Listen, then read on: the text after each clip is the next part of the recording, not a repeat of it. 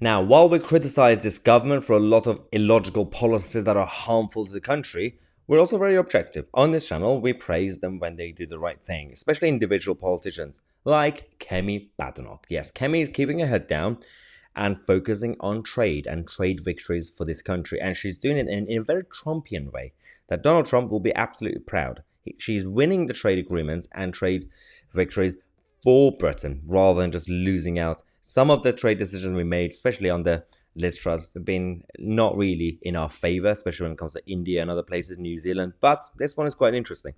So overall, what she's been up to, Kemi has been, according to this headline, smashing the trade barriers so UK firms can cash in. So a lot of the trade victories or trade zones or agreements, including NAFTA in America, that's why Trump was very much against the old NAFTA agreement. He was in favor of renegotiating it.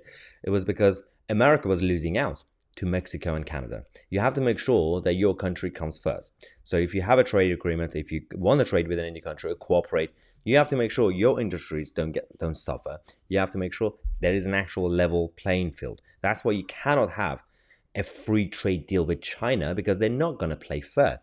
And it's just going to be completely damaging to our industries. But with Kemi, it's different. So she's released a press release. She's posted it saying, Business and Trade Secretary opens up markets worth £11 million every day to UK businesses. So the money is not going out, it's coming in. So this is the first, and I'm very proud of Kemi Badenoch was actually doing this. She's knocked down barriers to markets worth more than £2.2 billion to UK businesses in her first 200 days in the job, equivalent to over £11 million every day. She's only been doing it for 200 days, and she's achieving more than a lot of all these other nonsensical government ministers and prime ministers we've had in the past. So Kemi still definitely does have potential. Obviously, none of them are perfect, all these politicians. They already have their own mistakes and their flaws and corruptions and lies and everything else. But when they say or do the right things, we do praise them on this channel. So Kemi Badenoch, what's going on? In the first 200 days in office, the Department for Business and Trade has removed barriers to global markets worth more than £2.2 billion over the next 5 years. So that's very good. It's not even just permanent, it's just for the next 5 years, and it's going to be even more after that. Figure is equivalent to over £11 million of new opportunities unlocked for British businesses every day since the 6th of September 2022.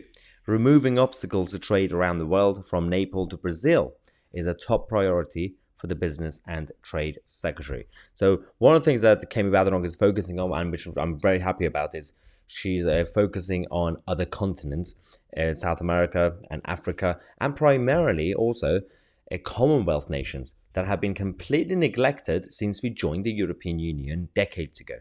Now, they've been completely ignored, not only because we just care about the Commonwealth, but by not working with them, it's also been harming us and our values and our relationship with like-minded people, and of course all the goods and products and everything else that we could have gotten from there. But no, we just relied on Europe because they're next door. But then we realized, the world is changing.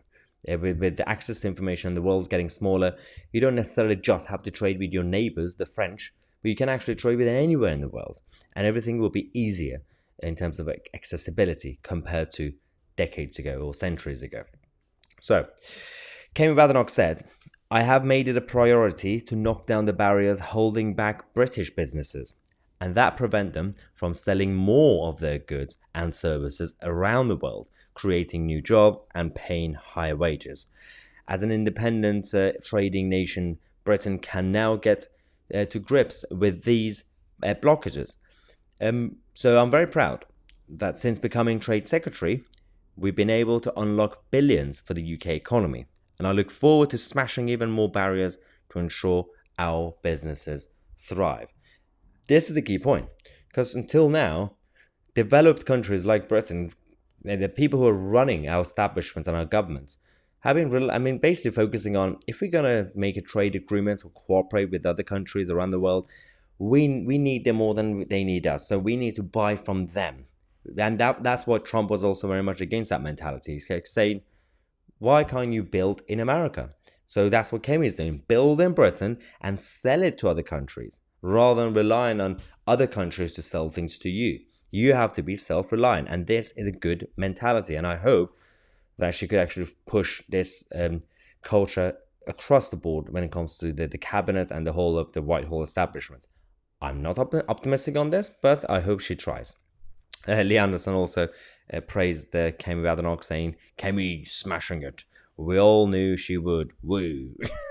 So obviously Lee Anderson is also a massive ally to Kemi Badenoch, and they work together quite closely. So it's good news as well for the right-wing side of the Tory party. You know, the few of them left in the party right now. Let's take a break. We're going to come back and talk about another right-wing in the Tory party, Ian Duncan Smith, who a couple of days ago came out and destroyed ULEZ and the net zero obsessions on TV.